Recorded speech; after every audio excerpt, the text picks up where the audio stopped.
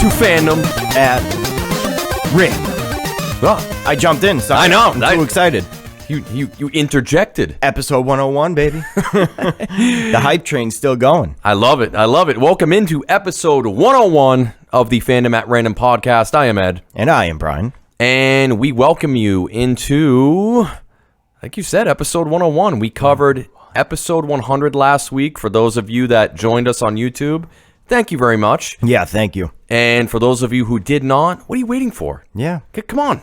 Get on that. Hit that like button. Click that bell. Yeah, because we could really use the likes, the followers. We are going to be pushing hard for that in the very near future. Yes, sir. But check out fandomatrandom.com. All the ways to follow us, like us, listen to us, watch us, and wear us. Wear us. Wear us. We got new shirts. On your body. Oh, yeah, we got all sorts of cool shit I going think that on. shit came out good, man. Like, even if you're just a passerby on our podcast, check out the merch because it looks awesome, if I do say so myself. Yeah, and we've actually got Andrew from 8-Bit Pod. We talked to him a little bit. He's working on a new logo for us. So we're going to have multiple cool shit going on. Cool shit going on. But speaking of cool shit going on, we have a lot of cool shit to cover in today's podcast. We are doing a random review on the Falcon and Winter Soldier Season 1. Captain America Winter Soldier. There will be spoilers. Yes, there will. will. There will be spoilers. But before that, we didn't do it last week. We gots to do it this week. We Brian, do. Let's do some news Let's hear it. at random.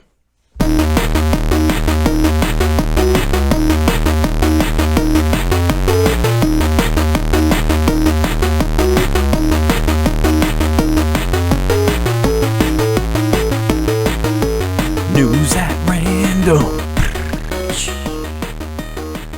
And we're covering a Marvel property this week, so what better way to kick off the news than with Marvel news? Hey. Shang-Chi and the Legend of the Ten Rings, the official teaser trailer has dropped. Brian, have you seen it? No, I've seen bits of it. I haven't actually watched it from beginning to end. I have seen the poster, too, and it looks badass. It looks super badass. I love the trailer. I mean, it's kind of harkening back to some of those old school, like Bruce Lee, like badass, just kung fu films. So I'm excited for this property, man. See ya.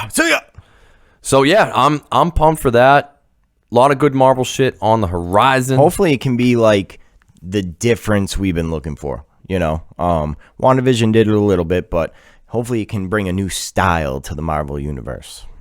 And Emilia Clarke, Queen Daenerys, Stormborn.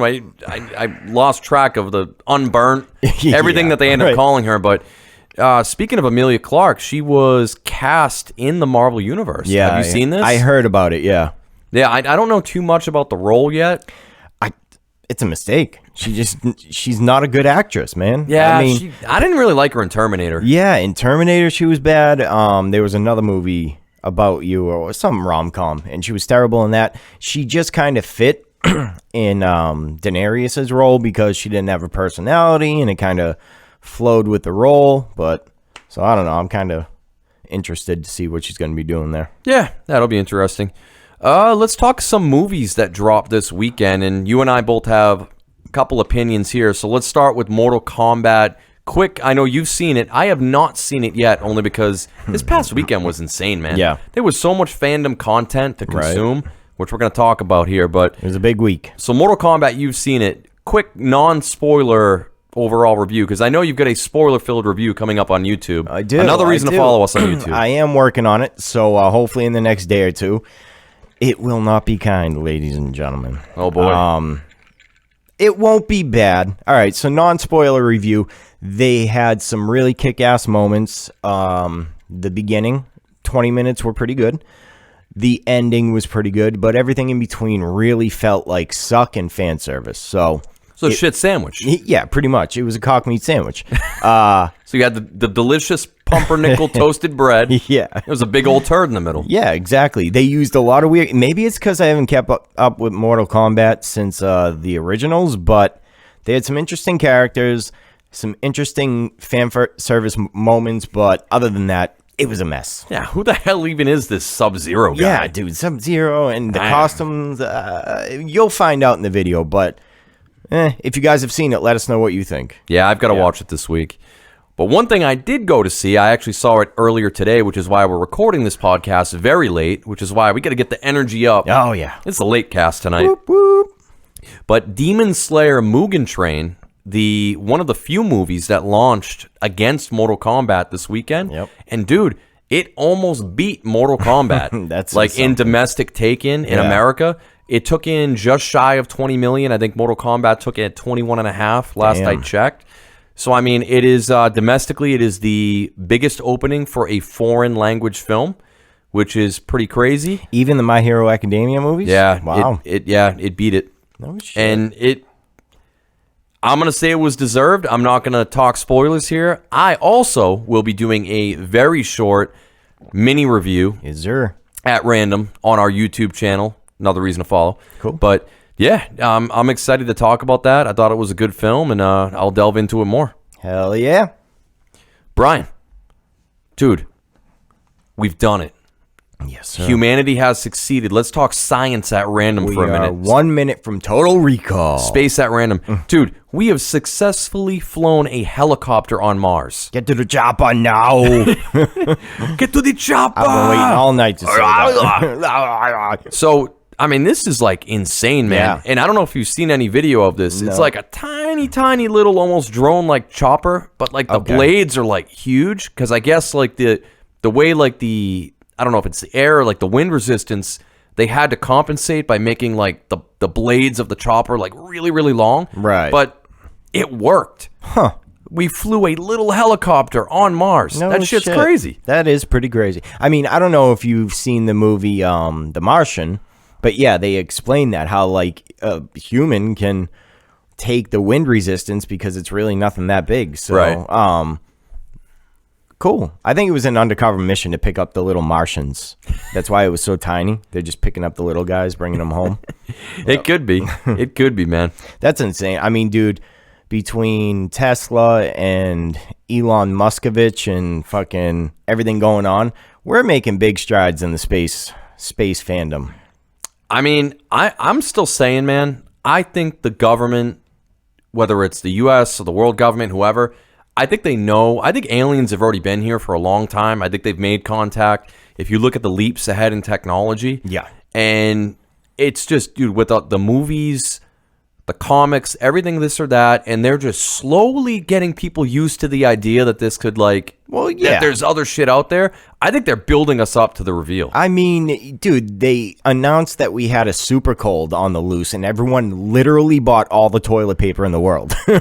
They're not ready for aliens yet. Nobody on this world is. I mean, I am. I'm totally ready. I'm ready. I'd be on Beam the me building, up, man. like an Independence Day. We're here for you. Fucking dead, but I'm ready for it. Yeah.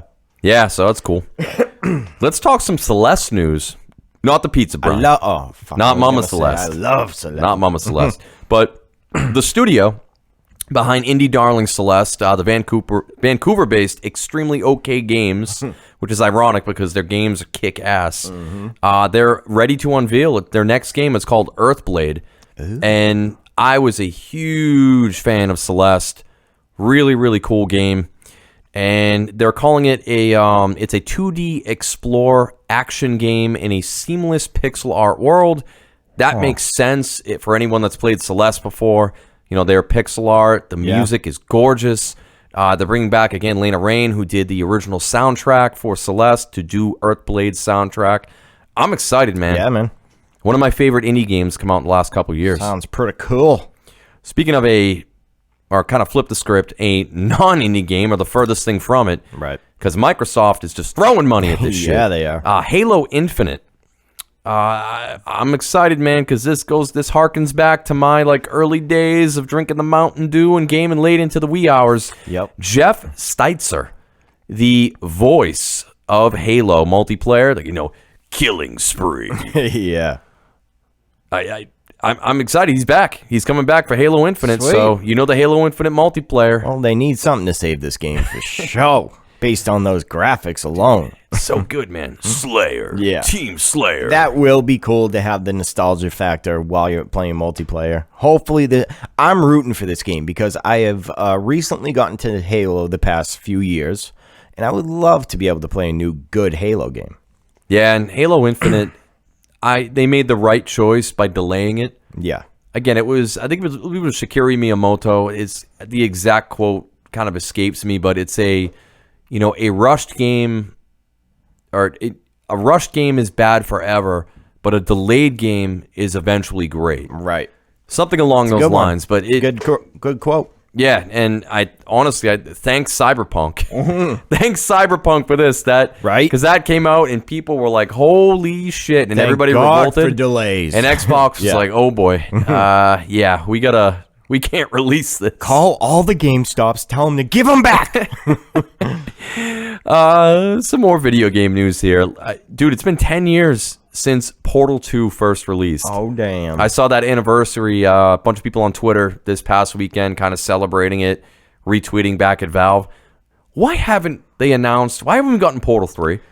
I don't know. It's going to turn into a Half-Life 3 thing. Yeah. I know we got Half-Life Alyx, which was cool. I think they're waiting for VR to take off. Imagine Portal in VR. Oh my God. They really want to. My theory is, dude, they want to change the landscape of games, and they're waiting for VR to be at the level they need it to be at in order to make Portal 3. Portal 3R. It didn't work out loud as it did. I don't know. I kind of like that. But that's my theory. Yeah. It's actually a pretty legit theory. I mean, Half-Life Alyx, it was kind of a proof of concept. Yeah. Yep. They committed to it, and oh my God, Absolutely. I would puke my everywhere. Vertigo would go fucking bonkers. Playing Portal in VR. I'd probably dude. It. Yeah. Yeah, that would not be good, but I hope they do something with it. It's such a good property. Yeah. Speaking of really good properties, I'm pumped about this. So Star Wars Knights of the Old Republic, one of the, in my opinion, greatest RPGs, video games ever made by BioWare all the way back in 2003. It's being ported by Studio Asper Media, and it's pretty much a remake. Oh. Yeah, so it's getting the remake treatment. I can fucks with this. So I'm excited, man. I am super excited. I've wanted to play it forever, and it just seems like I never have the right platform or the time or whatever. Whatever the reason, I haven't been able to play it yet. So if they come out with a remake of this game, dude, I'm the prime customer. Yeah. Again, if you're a Star Wars fan, it's a disservice if you don't sit down and play Knights of the Old Republic. It's so goddamn good. But who was it? Wasn't it Henry Cavill or some celebrity said it was the best game ever made? It wouldn't surprise me if it was Henry Cavill. We know he's a gamer. Yeah. But yeah, I'm excited for it. At this point, wait for the remake. Yep. Resident Evil. Resident Evil Village, the new one coming out. So apparently, we all know about all the bullshit. We talked about it, I think 2 weeks ago now, about how MLB The Show. Yeah. The MLB The Show 21 came to Xbox Game Pass day one, and it's a Sony-made game. That pissed Sony off. So Major League Baseball pushed Sony into making that happen. Well, now Sony's like, nope, we're not doing that shit no more. Gonna happen. So Resident Evil Village, apparently that also was going to come to Xbox Game Pass day one. Not in my house. Yeah, Sony squashed it. Yeah. Apparently, from what I've been reading, Sony has squashed that, so it's not going to happen. Can't fucking mess with the two bullies in the house and not get pushed back, Yeah, so this is going to be, I think, over the next year or two, until there's no question Sony is going to do something to combat Game Pass. We're already seeing it with some of their services that they're trying to increase and make better. Yeah. But when push comes to shove, Sony's going to have to start going to a lot of these obviously they can say whatever they want to their first party people. Right.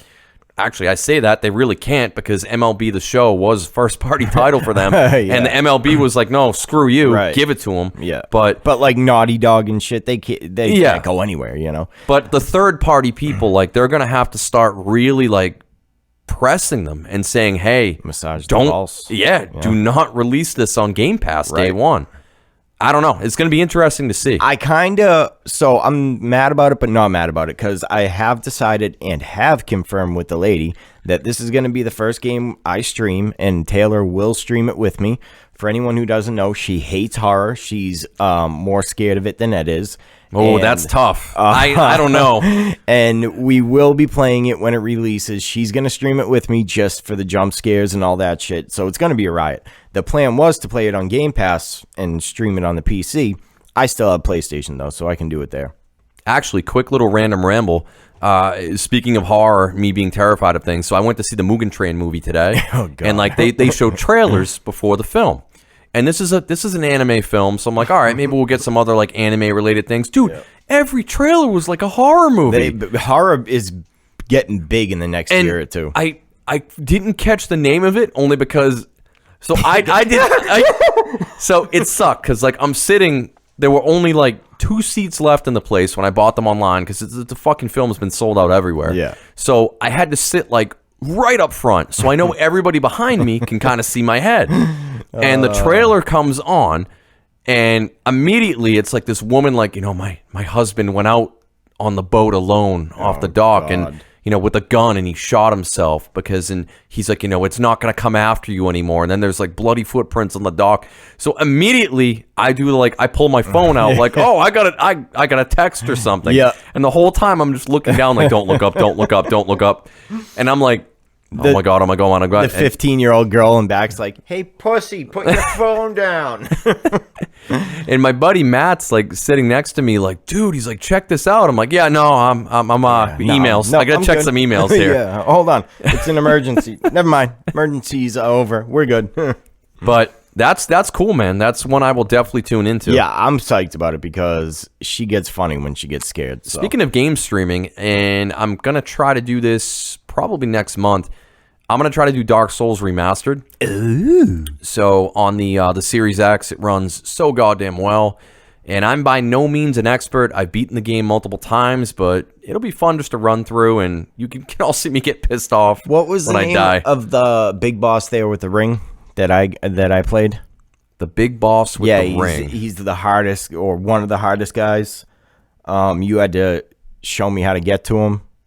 Trying to think. He has the axe. He swings like the big axe in the little circular room.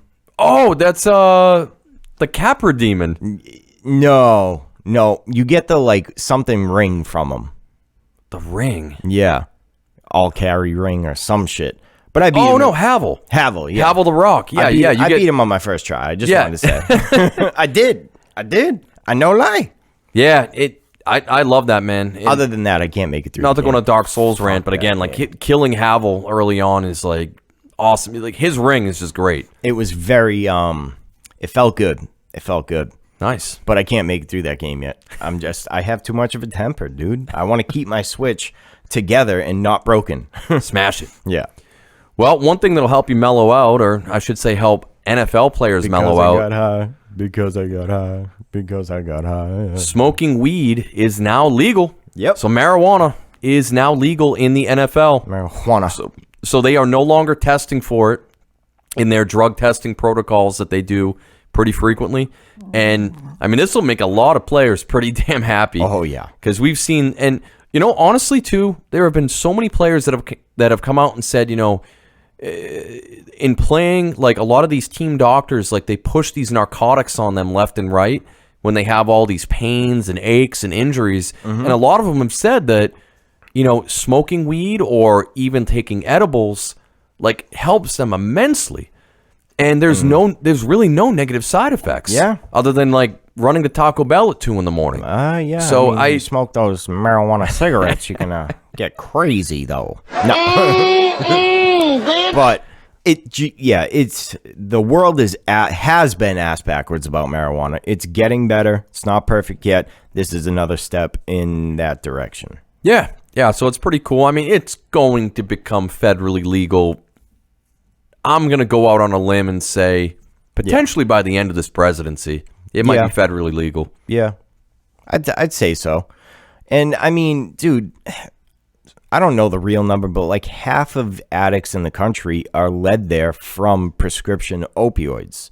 Yeah. So switching to edibles and stuff like that is just a godsend for a lot of people, you know? Yeah. Up with hope, down with dope. But that's about all we got for news. Brian, anything else on your mind? No. Fandom news related. I think we covered a lot of good stuff. Well, let's cover some more good stuff. Let's get into our random review of Falcon and the Winter Soldier. All right.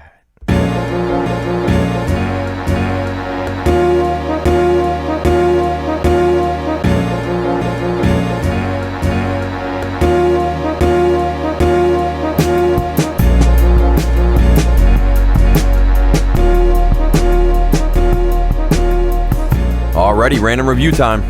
Okay. Falcon and the Winter Soldier, the second Marvel property we've seen on Disney Plus. Yes, sir. We did our review back on WandaVision a couple weeks back. So if you're listening or watching and you've seen WandaVision and you want to hear us rant about it, hop on, go back and check it out. It's a fun episode. We had Andrew and Josh on. It was a good time. But now we are on to Falcon and the Winter Soldier. Yes, sir. And there are going to be spoilers. So we're gonna delve through this. We've got 6 episodes of content. We're going to go pretty quick, though. We'll spend maybe a minute or two or, 37 minutes on every episode. Yes, one or two. Into the wee night, we'll talk about this. But, yeah, off the bat, this was another show that this show made more sense to me when it got announced than WandaVision did. Yes. Like, when they announced this, I'm like, okay, I can see that. I can see the concept. That's much more Marvel. Based on history from the movies and everything else, it made sense. Yeah. Yeah, than what we got with WandaVision. And it's funny because you and I had, I think, a very different kind of feel for what we got out of WandaVision personally. Yeah. I was much higher on it than you were. Yeah. So I'm curious. We're going into this blind. I have not talked to you about this at all. Nada. And that's why it's just fun. Should be interesting. That's why it's fun. Because if we didisagree, I can throw one of these action figures at you and say, God, you're wrong. And then break it. Snap it right You're now. wrong, motherfucker. But, so this brought back, you got Falcon, you got Winter Soldier, and this is all post, blip. So everybody's back. Yeah. And it kicks off with the first episode called New World Order. And this takes place 6 months after the blip. So all life is coming back, and you're seeing people deal with that. And Sam Wilson, he was one of the people that got blipped. Yes, he was. And then he came back, and so it kicks off like the action right away with this episode. Like right up Marvel Alley. WandaVision was the slow burn, very slow burn. And I know a lot of people that were big Marvel fans coming into it, they were like, where's the action? Where's the action? Where's the action? Yeah. It was more like mystery. This was like, okay, here's all the action you can take, and it shoved it down your throat. Yeah. Like the first 10 minutes was just kind of crazy. And it was Sam Wilson as Falcon going around stopping terrorists. And it was pretty badass, zipping around, doing what he does. Yeah. But I mean, dude, he killed a lot of people. I noticed that about this whole show. A lot of murder. Like a shit ton of murder. Who do you think he is? OJ? Like, I was like, the fuck is going on here? And it was kind of like, I don't know, man. I get in the movies they set up this whole like no kill order or at least a no kill vibe. So I think they were trying to establish themselves from the movies. So we're doing this. We're gonna jump. I have no issue like jumping around a bit with plot points. We don't have to completely stay in episode 1 if there's another plot point we'll talk about. But right. So we just talked about his hesitance to kill. Yet when Carly comes into play later on, like, or I should say his non-hesitance to kill in the first 10 minutes of the show, where he kills dozens of people. And then Carly comes up and he's like, oh no, we gotta, she can be saved. She can be redeemed. It's like, dude, come on. At that point, I didn't get it. A lot of shit didn't make sense throughout the show. So, and we'll get to it, but yeah, you're right. By that point in the show, it's like, how can you sit there and give her a lecture about it when you just fucking cut people in half with your wings in the first episode? Yeah, so all that action takes place. That all gets finished up. Then it cuts back to a museum that's been opened up pretty much for Captain America. Yeah. Steve Rogers, Captain America. And, Sam is there, and he's got the shield, all this stuff, and he's like, nope. He's like, I'm not taking the mantle of Captain America. Gonna give it back. I'm moving on. And we don't get a clear reason why right away. Yeah. And this pisses off Bucky. Poor Bucky, man. Yeah, Bucky. So this I loved this episode more for Bucky than I did for Sam. Yeah. Only because it was such a cool angle of going back and looking at, like, you know, he's going to the psychiatrist, and you can tell, like, he's damaged goods, man. Oh yeah. Like, he is dealing with all mental shit, and they really get into it, and he's got some really good quirky, like, funny one-liners with that too. But he's a damaged man. Hydra pegged him one too many times. Oh yeah. Yeah. And it's kind of cool. So, like, it shows him actually, like, befriending. He's living in this, like, apartment complex. There's this, like, older Asian guy that he's helping out, he's hanging out with, befriends him. The guy's trying to set him up on dates, yada yada. And then come to find out, it's because when he was the Winter Soldier, he iced his kid. Yes. His kid was an innocent bystander. Bucky killed him. So he's there to kind of make amends with this old dude. And I'm like, oh, man, that's he kind of set it up so he was in position to talk to the man. And then we also get an introduction to Sam's buddy, Torres. He ends up doing a little bit of investigating on a group called the Flag Smashers, which they're... such a terrible name. Yeah, it's not good. Oh, my God. It's not good. Yeah. And they're called out as a terrorist group. And he investigates more, finds more info, ends up getting knocked out, finds out that they're actually super soldiers, which, Dun, dun, dun. that's not good. And then kind of the end of this episode, it goes back to Sam. He ends up going back to Louisiana, meets up with his sister. And the whole thing with his sister is she's on troubled times. They even go, one kind of cool thing, and they are bringing some of the realism with the comics here. So, like, when Sam and his sister end up going to the bank to take out a loan. Yeah. And, you know, the bank teller, when he realizes who Sam is, he's like, oh, shit. Like, that was a good scene. You know, you're Falcon. Like, oh, I love you. You know, my kids, can I get a selfie? Yeah. But he can't give him a loan because of all the restrictions. Like, and it's typical, like, if 50% of the world just gone from existence for, 5-6 years, then everybody comes back. Right. Obviously, you know, you don't have a job anymore. You probably don't have a house anymore. Banks already fucking people over. Never mind if you disappear for 5 years. So it makes sense. But the bigger thing it brought up was that, like, the Avengers, like, they don't get paid. No. Per se. Yeah. And you would assume, like... Which is why Wanda was driving a Buick. Remember, I brought that up. And you would assume, like, you know, they a lot of them were living in, like, that Tony Stark, like, the Avengers complex, which was extremely high tech, well off. And obviously, you know, Tony's dead at this point. But you would think that, you know, Pepper kind of took over a lot of that with the company and whatever funds were still left over. But you would think that she would have taken care of, or Tony would have taken care of a lot of these people with some kind of... You would think. Payment. They were putting their lives on the line to save it. Turns out Pepper Potts was like an extreme racist and just didn't pay Sam. Just everyone else got paid but Sam. Yeah, I mean, and race is a big thing in this series too, and they bring up racism a lot. They do. But all right, so at the end of this episode, the other big reveal. So he's trying to help his sister. They're trying to fix the family boat. You know, yada yada. It's not working. And at the very end, you see on TV they announce a new Captain America, John Walker. Oh boy, John Walker. John Walker. It was hilarious. Like, I hopped on Reddit and immediately there were so many memes of just a picture of John Walker in, like, the Cap outfit when you smug. When you order Captain America from Wish, you get John Walker.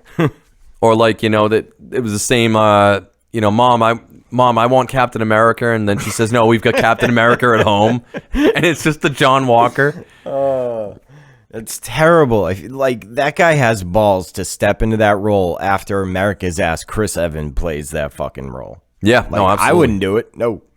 So the next episode is really the setup with Walker as, you know, becoming the new Captain America. Yeah. And he's a highly decorated soldier. I think he has, like, 3 medals of honor, like all these different really great medals and awards. All over the place. And he's on Good Morning America. They've got him making the rounds because the government wants him to be the face of what Captain America should be. Yep. And at this point, they get him involved with, like, all right, we know the Flag Smashers, they're showing up again. They're smashing shit, as they always do, and they're going to steal... Smashing flags. So they're going to steal... They find out that the flag smashers are going to steal a shipment of medicine, which at this point, you should kind of be like, all right, they're stealing medicine. Yeah. Like terrorists and bad people, like, probably aren't stealing medicine. It's not uranium or, IEDs. It's medicine. So in this, come to find out, the flag smashers are, again, they're trying to help out people, and then ultimately, in the end, Carly doesn't end up that way, but we'll get into that. It's a cliche ending. But, so at this point, Bucky and Sam, they end up joining forces, and they say, all right, the super soldiers are involved, the flag smashers, we've got to shut them down, and they really don't want to work together again. That's pretty apparent. But they end up going, and they try to intercept them. There's that kind of cool fight scene where they're all, they're on the moving trucks. Yeah. All the shit's going on. Yep. And then, like you said, Costco, Captain America shows up. Fucks everything up. God damn it, wish Captain America. And it was kind of interesting to see, too, like Walker, just the way he kind of carried himself. Like earlier on in this, they made him seem like a lot more OP than he should be. Right. Like, I was going to mention that. Because he's not a super soldier, yet he was going toe-to-toe and doing a lot of things that a regular person should not be able to do. That's what I was going to say, is that at first I thought he had the serum. And then the more I watch, I'm like, wait a second, no, this is just a regular soldier dude, Yeah. And there was a lot of that with different characters. Sam being one of them, he's not a super soldier. So there was a lot of shit where it was like, this shouldn't be happening against super soldiers. But anyway, yeah. So they end up getting their asses kicked. Carly gets away, and Walker's like, hey, I want you guys to work for me. I need Captain America's wingmen. And they're like, yeah, go pound sand. I need you to work for the government. So they end up taking off. But not before they get a lead. So they end up going to Baltimore, and they end up meeting Isaiah Bradley, who, this is very interesting, he's actually an old-school veteran super soldier who actually fought the Winter Soldier back in the Korean War. And this was pretty cool, man. So yeah, it was cool tying it back all the way back in the years we didn't see the Winter Soldier. Which, I mean, that right there is just opening up, I don't want to say Pandora's box, but like Marvel, if you're smart, Marvel's box. if you're smart, go back. The character of the Winter Soldier is so beloved. It's my favorite character in Marvel. Bucky Barnes / Winter Soldier. I want to see, go back, and I want to see that shit. Right. Like, him being, a just ruthless killer. That would be badass. That'd be cool, and yeah. But in any case, so they meet him. They find out that he was one of the original super soldiers, and then, dude, they did some effed up shit to this dude. Yeah. They incarcerated him. They tested on him. He was pretty much a lab rat for years and years. So really messed up. Really messed up stuff. But he pretty much doesn't give them too much to go on. So Bucky's like, all right, we've got one other person we can reach out to. Who else knows about super soldiers in the program? It's Baron Zemo. Mr. Zemo. Enter Baron Which Zemo. we knew he was coming in at some point. So episode 3 now, called The Power Broker. Ugh. So they end up springing Baron Zemo, which honestly they don't do too much. He more springs himself. Bucky kind of sets the stage. Gave him a push, but that was about it. But even before we get into the plot of this, dude, I love Baron Zemo. To me, he was one of I don't know, he was one of my favorite parts of this. I thought he was a great character. I didn't like him in Age of Ultron, but in this show, I think he was one of the highlights for sure. Yeah. So at this point, they end up springing him out of there, and he's like, all right, if we're going to figure this shit out, we got to go to Madripoor. So they end up traveling there, and it's like a just criminal sanctuary island. Yeah. And it's all run by this person called the Power Broker. Nobody knows who it is, but they are a very well-connected person that, they run the show over there. Has pretty the much. finances, the power, the resources, all of it. So Zemo's like, all right, I have a contact I used to use here, connected to Hydra. They may know something called Selby. So they go in, and the kind of cool thing here was Zemo's like, all right, we need to go undercover. He's like, Bucky, you need to be the Winter Soldier. Yeah. And obviously, Bucky, it goes through, and we've seen it, like the amount of just mental help that he had to go through to like get over. Yeah. And we saw that too. Like the first time the spell. The first time like Bucky saw Zemo in the cell, Zemo started using the old code words. Yeah. It was like, 17. Like the shit that would trigger the Winter Soldier to Nine, Zine, Vine. Yeah, pretty much, yeah. And it was very interesting. And then Sam ends up becoming another criminal. That they that was pretty funny. Yeah. Yeah. Wasn't it alligator or something they called him? I forget. And dude, that shot that he has to do. Yeah. Oh, what does it have in it? It's like the snake venom or something. Snake blood, snake venom, some shit at the bottom of it, and he played that off pretty good. He's I just love like the slow. I love this. Yeah, I and love then just sipping it. I'm like, oh. I don't love the guy who plays Falcon all the time, but he has his moments for sure. Oh, Anthony Mackie? Anthony Mackie's great, man. Yeah, no, I mean, he's good, but that part was amazing. So at this point, they go up there, and then shit goes south. Their covers get blown thanks to Sam's sister. And dude, it's like, that's like espionage 101. Yeah. Silence your phone. We do it on podcasts, dude. You're a spy on Criminal Island, and you don't silence it. Never mind, silence it. Don't bring your personal fucking phone to Criminal Island, dude. That was pretty funny though. Yeah. Like it's ringing, and he's trying to play it off like his sister's. He's woman, like, I told you not to call me.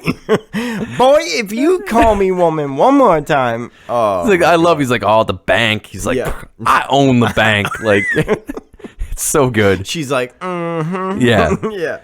Yeah, and then it shit just goes to hell, and they end up having a killer. Someone gets sniped, and fucking things go down, and we so find at this out point, that, at this point, all of Madripoor is now targeting them. They're on the run, and then who else shows up? But Sharon Carter, little Carter.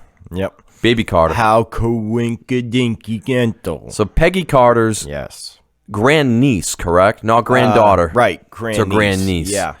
So she's been living as a fugitive on the island, which, obviously after she helped Captain America, after he became a fugitive during all the Civil War bullshit, she had to bail, and she headed to Madripoor, and now it seems like she's very well connected.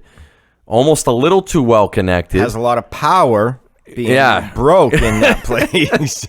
And this was one of the ones, like, I don't know, man. A lot of this shit was in this particular show was very, like, on the nose. Hello, over here. And by the end of this episode, like, literally the episode ended, I turned to Nicole and I'm like, yeah, she's the power broker. Right. And why not just make Captain America a Hydra agent? You know what I mean? It's just... they did in the comics. And that's what I'm saying. And people rioted. Like, you're going to turn Miss Carter's little grandniece into a fucking villain now? I don't know.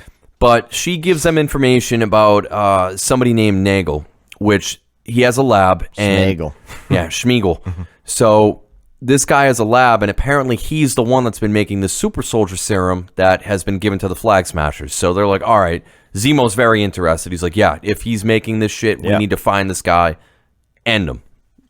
So they end up finding the lab, and this guy goes on his like little rant, and he's claiming he's perfected the serum, yada, yada, yada. Yep. Zemo blows him away. Yeah. Okay, goodbye. And it's... whatever. I mean, to me, it's so in character for Zemo. I mean, he despises super soldiers. Superpower people are no-nos for him. Which is so funny because, like, then why does he leaves Bucky? Like, Bucky has been a tool for him for so long. Yep. Like, why is Bucky the exception? Is it because he has him under his thumb? It is a means to an end. Okay. It is a means to an end. Yeah. I have the Winter Soldier under my thumb. Yeah. Speaking of which, dude, that we kind of glossed over that. When Bucky goes full Winter Soldier mode in the bar, like, that was cool. You can actually see, like, the fighting style difference. Yep. Like, because when he is pretending to be the Winter Soldier and cutting loose, he uses the metal arm a lot more. Yes. He's a lot more ruthless. And when he's not, you can tell he's holding back. Yeah. Like a lot. Whether that's on purpose or not, who knows? But it definitely played off that way. And that's kind of how I write off a lot of big plot holes for Bucky in this show, is he's holding back, you know? Yeah, so they end up killing this scientist. That way, you know, this guy can't continue his work of making the super soldier serum. They end up having to hightail the hell out of there because a shit ton of everybody on that island just wants to kill them at this point. I want him dead. D-E-D, dead. Dead. And the Flag Smashers end up raiding and bombing a global repatriation council storage facility in Lithuania. And at that point, people, right? Yeah, at that point, Carly, this is where she's really kind of straying, and she's like, all right, yeah. And you can tell, like, a lot of the people around her are kind of like, ooh, yeah. Mm-hmm. And that was one thing that pissed me off, too, because, like, I don't know who put her in charge or who made her the face of the movement, but you can see, like, multiple times other people in her crew are questioning her. Yeah. But they never openly, like, say, no, we shouldn't be doing this. Sorry, Annie Oakley, or whatever the fuck your name is. Like, they never speak up. She's not that intimidating. It's just, it's always just about one world. One people. Yeah. And it's like, come on. And she didn't get, like, the supersized serum. She has the same serum as everybody else, so she's no more powerful than them. And, yeah, it was weird. And then I thought it was cliche that they kind of went down the road like, oh, super soldier loses her mind on her way to the righteous cause they're fighting. You know? Yeah, and Zemo kind of said that was going to happen, but yeah, I don't know. So they continue their search with what's going on, and then at the very, very end, Bucky is confronted by Io, who's a member of Wakanda, and that was kind of cool to see the Wakandans pop in, and it makes perfect sense because they want Zemo. Now, them women's are fucking badass. Oh, that's super badass. That's how girls really get it done. Yeah, absolutely. Yeah, they're ridiculously badass. Yep. And they want Zemo because Zemo obviously killed the former chief of Wakanda. T'Challa. Yeah, T'Challa's father. And it was kind of interesting, too, not to divert too much, but I was wondering if then or at some point they were going to hint at T'Challa's death. Yeah. Because we know that... That's what I was thinking. You know, maybe they didn't want to do that on the small screen. Maybe they want to wait till the next iteration of movies come out, whether it's Black Panther 2, whatever they do it. But Marvel needs to find a way to address that. I imagine it's going to be a big thing. They have Of course it's going to be. And they have to pay a huge tribute to him. I think one movie. They're just going to pick one movie, start it off with like a huge funeral for Black Panther, and make a spectacle out of it. So, yeah, like you said, I don't think they wanted to do it on the small screen. Yep. Yeah. No, it makes perfect sense. So, episode 4, the whole world is watching. So, this pretty much kicks off with Io's talking to Bucky, and she's like, all right, you've got 8 hours to use Zemo, and then we're coming for him. Because Zemo obviously killed the king. Was that T'Chaka, right? Yeah. T'Challa and T'Chaka. Yeah. So, this was kind of cool, too, because I believe this was the episode where they did the flashback showing how they were deprogramming Bucky when he was in Wakanda. Yeah. Oh, and, right. And she started going through the code words, and you saw him crying. Yep. And then she's like, you're free. That's right. And I forgot about that. Yeah, it was cool. Like, I'm glad we got to see some of that time, because they hinted at it a lot. Obviously, in earlier Marvel films, with him spending a lot of time in Wakanda recovering, right, and both mentally and physically. In Infinity War, where they give him the arm, he has no arm, and he's working out in the fields, and they're like, "It's time to go to war," and he's like, "What war?" But so yeah, we haven't seen a lot of it though. So this episode mainly revolves around Carly's adoptive mother, who took in a lot of the refugees, is dying. So Carly goes there to pay her respects. Zemo ends up finding out where this funeral's going to be, because Zemo's just typical manipulative badass. 8-year-old girls on his payroll, for Christ's sakes. Which was pretty cool. So they end up finding all of that, and who do they run into but Walker and Hoskins? And they're like, Sam's like, no. He's like, I want to go in. I want to talk to her. I want to negotiate. I love their attitudes. Whenever they run into the new Crisco Captain America or whatever the fuck. Costco. Yeah, Costco. Bucky and Sam just turn around like, oh shit, not you guys again, you know? Yeah, so they end up like agreeing. So Sam goes in. He starts trying to talk her down, and it seems like it's working. Of course it's working, because we need fuckhead to screw it up, you know? Yeah, we needed a reason for a new Captain America to not know what he's doing. And he's, new Cap, Walker. He's still super headstrong. Trying to swing his dick around. Well, it's mainly like, it's just he needs to prove himself because he is being held to a completely unreachable, like, standard. Yeah. There is no way, especially because he knows in the back of his mind, and this is what it's setting up, without the super serum, he is not even 1/100th of a Steve Rogers Captain America. No. And he knows that. So Walker intervenes, huge fight ensues, shit goes down, and Carly, who had the serum on her, Zemo ends up shooting her, ends up stomping out a bunch of it, but at the very end, Walker ends up knocking him out, grabbing one, and he finds one vial that he kind of tucks away. Of course. So, and at some point, I believe it's in this episode, at some point, he secretly takes the vial. Yeah, it doesn't actually show him. He talks to Hoskins about it, and they're kind of going back and forth about Afghanistan, and we done a lot of shit, man. This was we shouldn't do. And that was the interesting thing about Walker. And I should mention too, he is the son of Goldie Hawn and Kurt Russell. Kurt Russell, thank you. And I hadn't seen too much of him beforehand, but I think he did a great job of acting in this. Yeah. And he did a good job of, like, any given moment, I'm like, I hate this guy, he's the worst.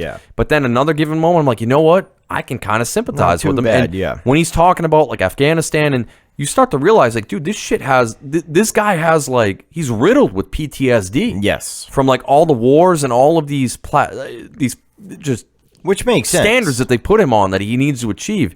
And he's just crumbling under it.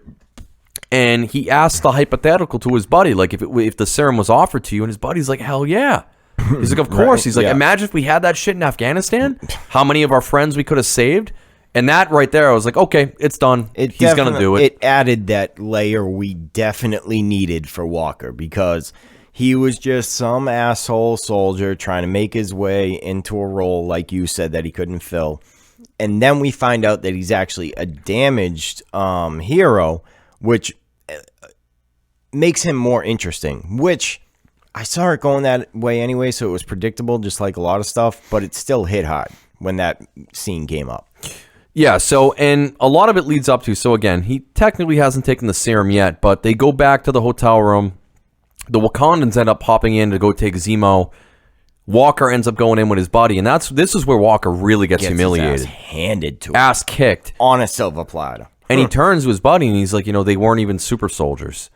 Yeah. And that was like, okay, yep, he's definitely taking this shit now. Yep. He's going to get roided up. Zemo ends up escaping. And then by slipping out, not even like escaping, he was just like, just slipped out. So at this point, Walker and all of them, actually what happens, which is kind of, it makes sense that why Sam would get this pissed off, but Carly ends up calling his sister and threatening her. And then Sam's like, hell no. You don't threaten my family. You don't threaten my nephews. So he ends up going to meet her. Walker and Hoskins end up finding out where they're at as well. So whole fight ensues again, and then Hoskins ends up getting killed. Yes. Like he gets... Didn't he not die? Didn't we find out in a later episode that he's not actually dead? No, he's dead. I could have sworn, because I remember... He's very dead. In like a second or a third episode after that, he was like, yeah, but he didn't die or some shit like that. No, he's super dead. It just goes to show how much was going on in the show that I forgot about that. Yeah, he's super duper dead. So he ends up dying. Dead. Real dead. And this is where you're seeing, so at one point, Walker is fighting one of the other super soldiers, and he like grabs a metal pipe and bends it around the other dude, this or that. And shit. You see, and the guy's like, oh shit. He realizes that he also is a super soldier.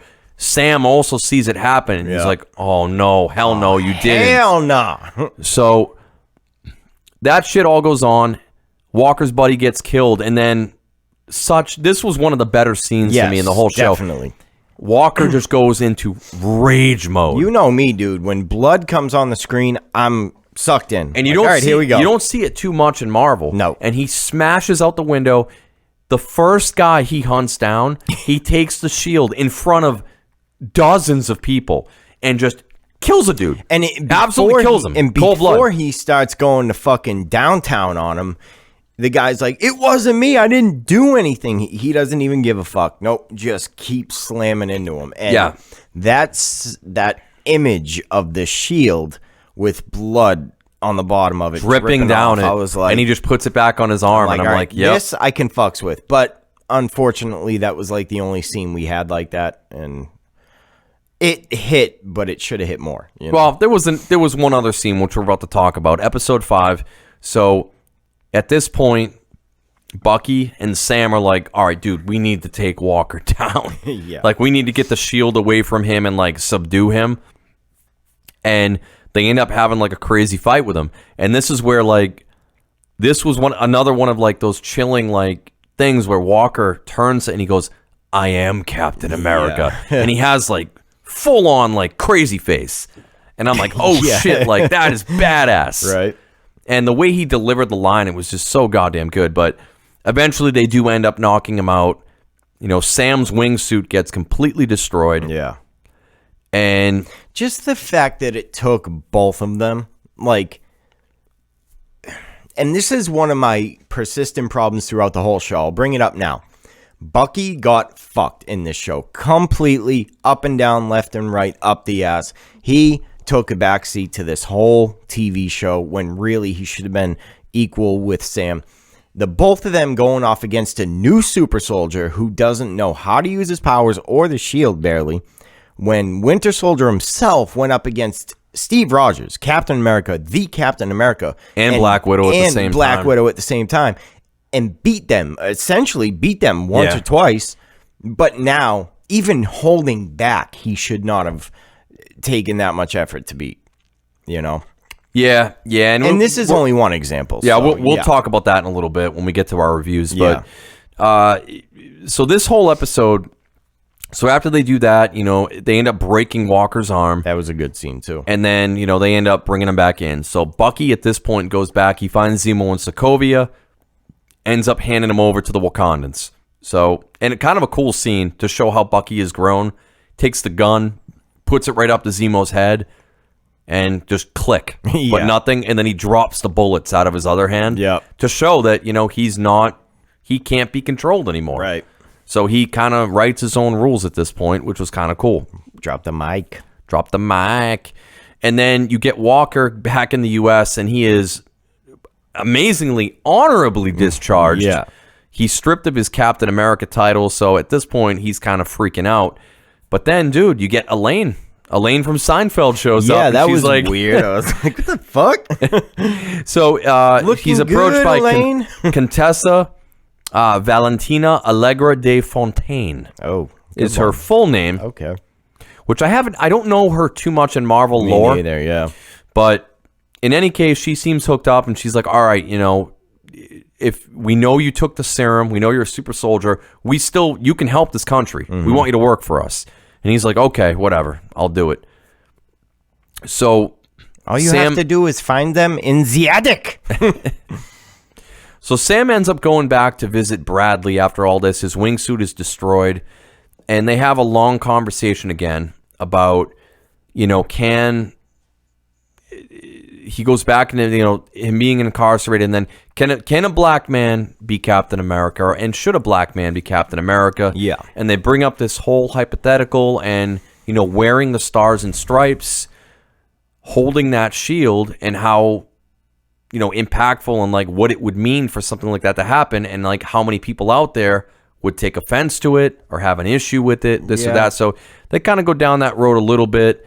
And more than a little bit, but yeah. I mean, it's a central part of the show. It is. I think they focus too much on the shield and not the symbol of Captain America himself, because it was always about the shield, and I get where they were going with it. I think they overemphasized it way too much. The shield is the symbol. It is, but also, I mean, the shield is I understand it's an that kind of downplays Steve Rogers' role as Captain America too. At the same time, not really, because to me it's what he imbued into the shield. Yeah, it's his legacy.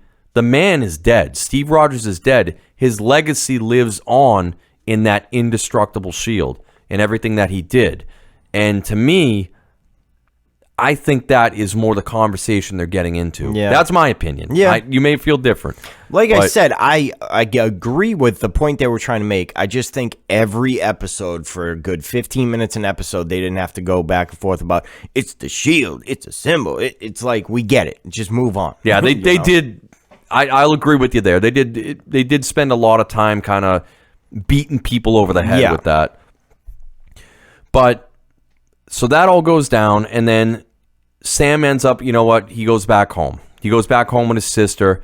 And then, dude, we get one of maybe like the best 80s montages ever. Yeah. It's like, let's fix the boat. They end up calling their buddies. And like, I kind of want to like edit that scene and put like 80s like montage music over it. Like, that was what we needed more of in this show, personally, is Bucky and Sam's relationship. 100%, yeah. I agree. Period. Is what they say. But no, the only thing that was missing was like the manliest handshake in the world with Bucky's arm there. Yeah. Yeah, but we had a couple of those moments where like they're doing like hey, back and forth, they're slapping each other on the back, and like you saw like the bonding, and right. Bucky's hitting on Sam's sister, which he didn't like too much. Yo, stay away from my sister, man.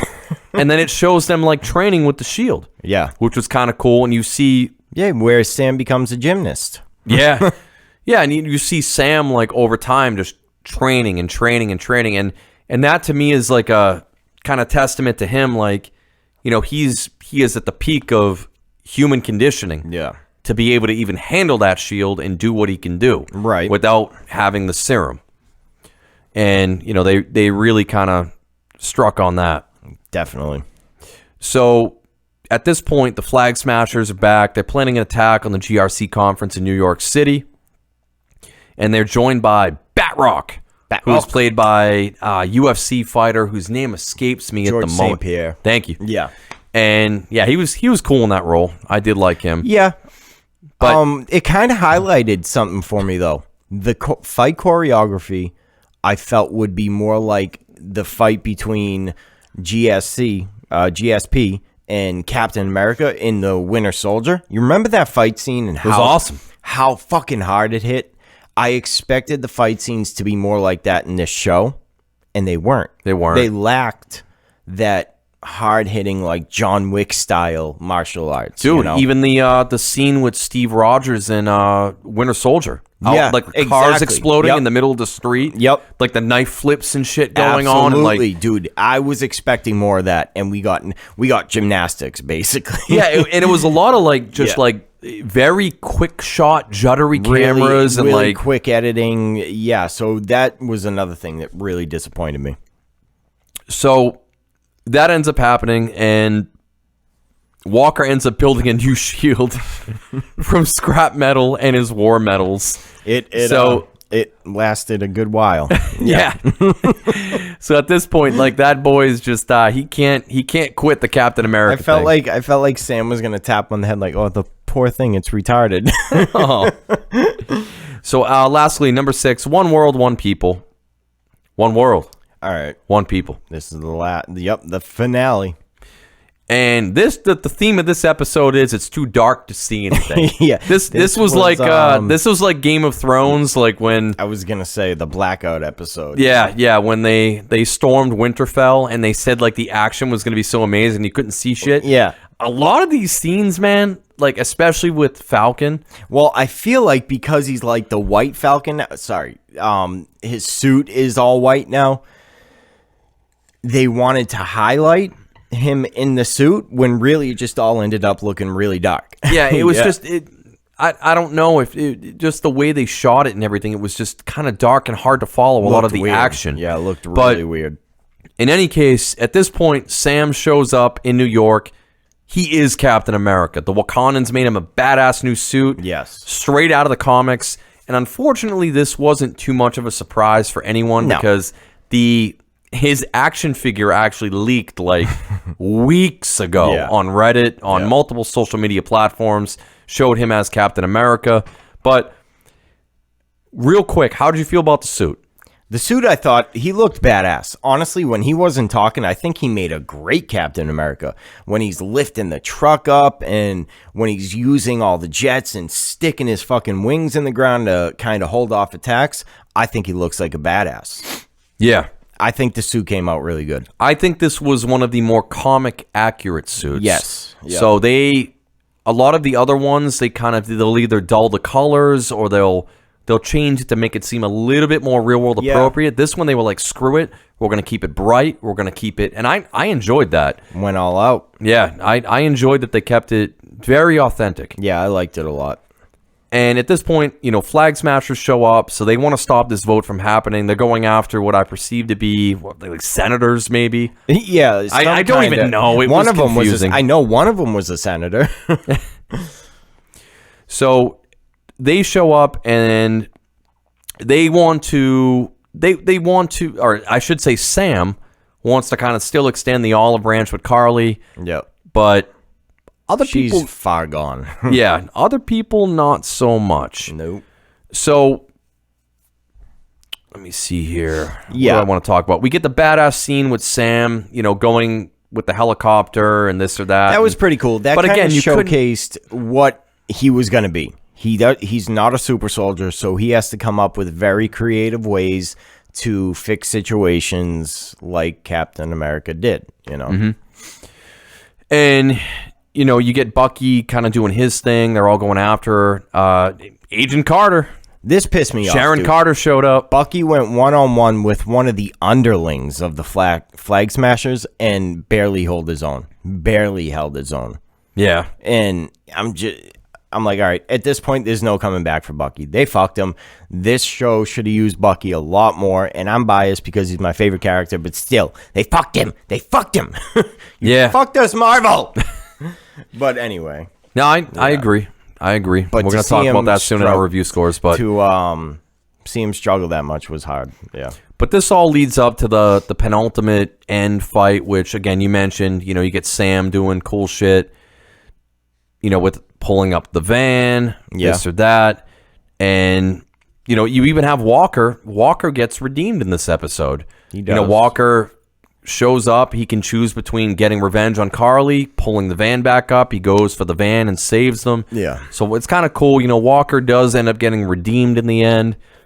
Ultimately, Carly ends up getting killed by the power broker. No way. Oh, my God. It's you. Sharon Carter. Yeah, when Carter walks out and Carly goes, it's you. I'm like, no way. Yeah, it was.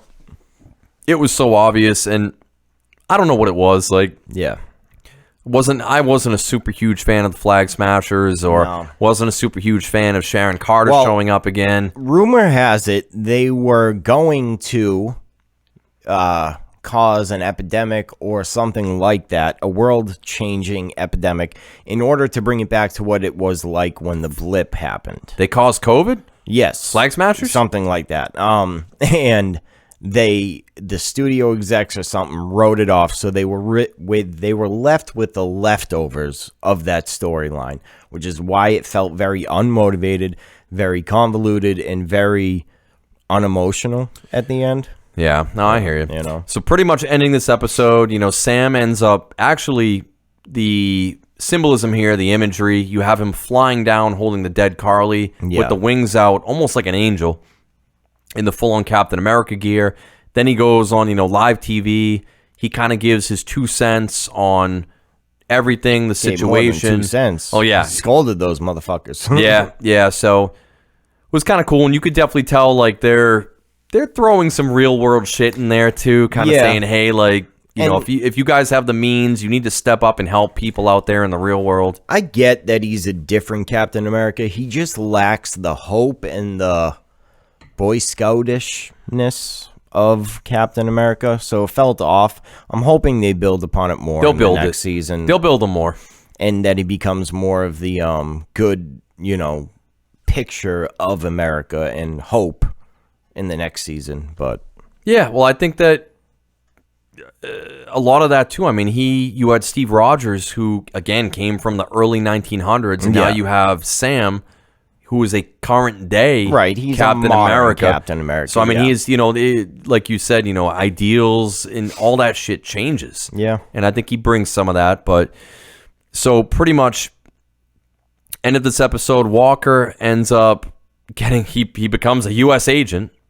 So now he's Super Soldier U.S. agent, so Walker is still going to be in the picture. Right. I'm still hoping for a Dark Avengers storyline. Yeah. Like, if they do Dark Avengers, bring him in as Dark Cap. Well, they've got multiple other people they could bring in. By making his suit black, I feel like they were kind of hinting at it. I hope so. Yeah. Because that'd be fucking awesome. Right. And it's got to be the CIA that hired him, right?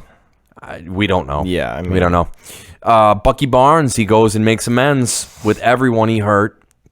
I was hoping for a bit more from that when he finally tells the older Asian guy that he killed his son. Like one sentence, and then it kind of just faded out to black. And then it shows Bucky leaving, but, he completes his book. He leaves it with the therapist, so he's technically, mentally, he's in a better place, which is cool. Yep. And then a little bit of a tearjerker at the end. Sam ends up bringing Bradley back. And, Bradley said multiple times, America, they gave up on me. They forgot about me, this or that. He brings him to the Captain America Museum exhibit.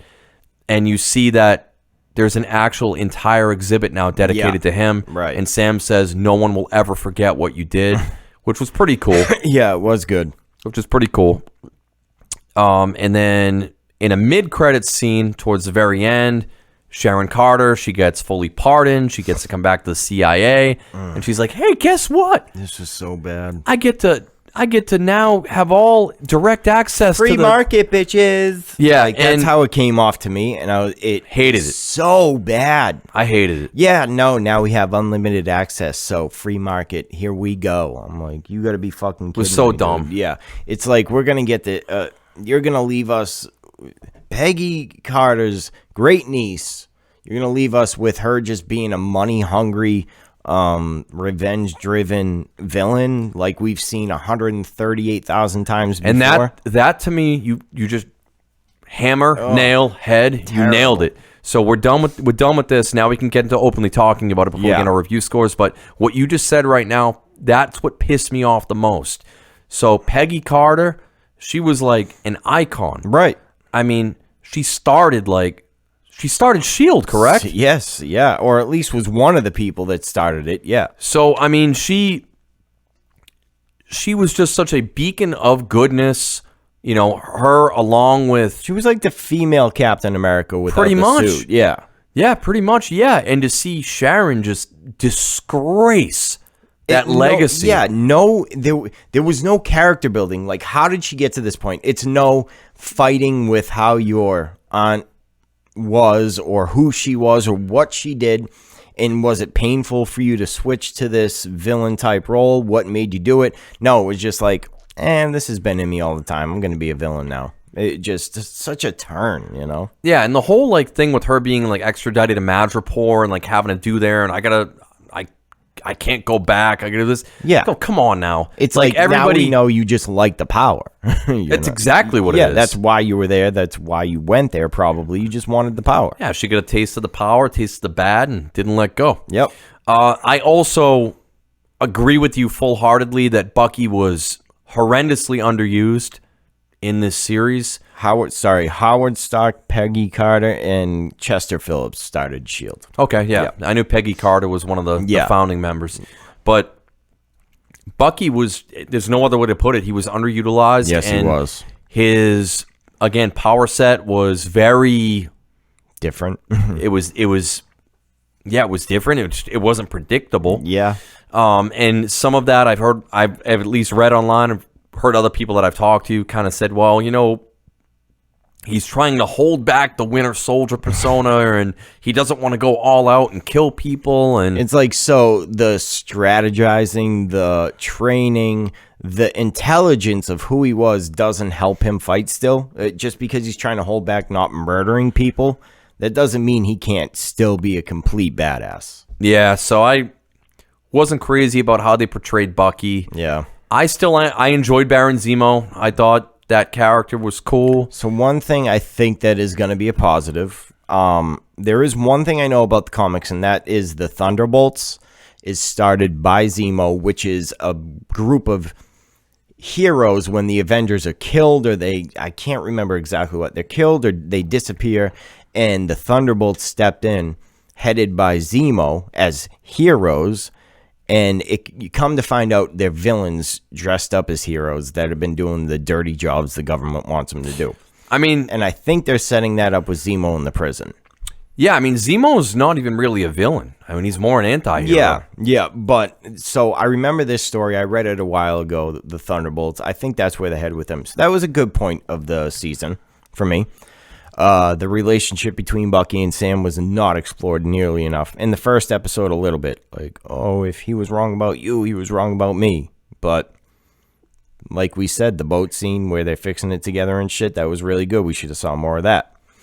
And I just feel like a lot of it too was so funny. The problem for this show is it's coming directly after WandaVision, where WandaVision, I feel like nothing was handed to like the Marvel viewers, and then I feel like this, like everything was like a hammer. That's a good slamming point. People in the head, just saying, "Hey, this is what's happening." Yeah, exactly. Like every single episode, and it just.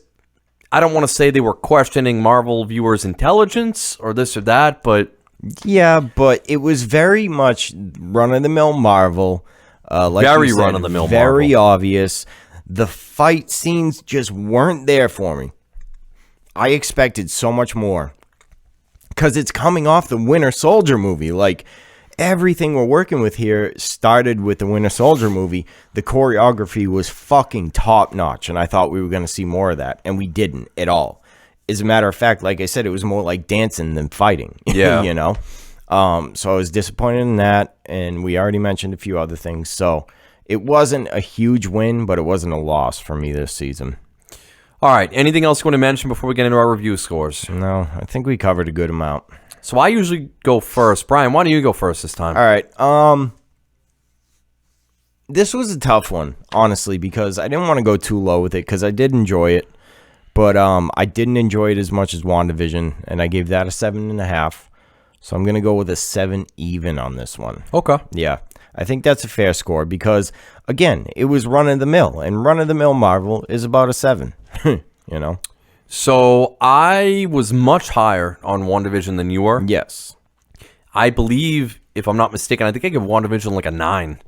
Yeah, something like that. Yep. Yeah, so I was in the 9s for WandaVision. I really, really enjoyed it, and I didn't think I was going to. Vice versa, I thought I was going to enjoy this show more than I actually did. Yeah. And I think it was more so because, like you said, if I'm looking at like my top tier, not even like Marvel films, but like superhero films, The Winter Soldier is such a perfect, like, it's borderline not even a superhero film. It's like a spy espionage exactly like type of film. Like a Bourne film almost. Yeah, and I wanted more of that. This is not what this show gave me. No. And I understand that they tried to do their own thing, this or that. I'm kind of with you on where you are at with the score. So again, WandaVision, I was around a 9.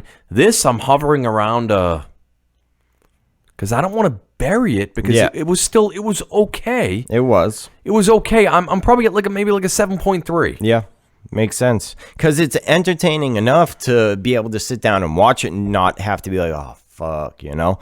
But and then, you know, we didn't mention the villain a lot either. Very lackluster.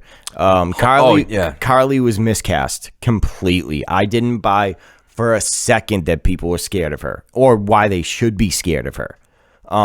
So that was another thing. But the problem is too, she technically wasn't even a villain. Yeah, not right away. She was more, and especially like they portrayed that like very early on. Yeah, with how the refugees, this or that, they're doing what they have to do, and then they bring up, okay, now maybe Zemo's the villain. Yeah. Oh no, now it's actually bad Captain America's the villain. So they had the whole like the multi-villain theory, whereas in WandaVision they didn't do that. They let it up where multiple episodes you didn't know who the bad villain was. You had to guess and then find out towards the end of the season, you know?